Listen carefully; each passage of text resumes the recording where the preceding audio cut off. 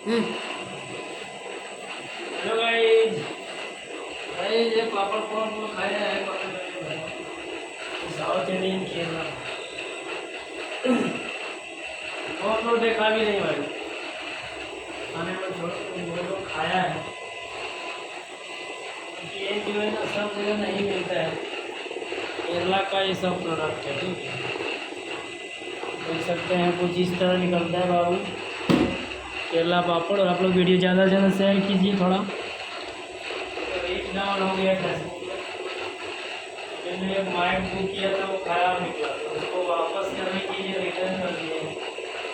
देखते कब तक आता है, आवाज़ ही नहीं आ रहा है। खबर आ गया नहीं ना तो वो आइट बैठ आवाज़ नहीं बोलते, थोड़ा नरम होगा ना,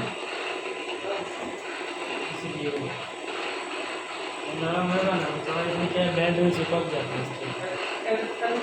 थोड़ा सा फर्क रहने से सही होगा।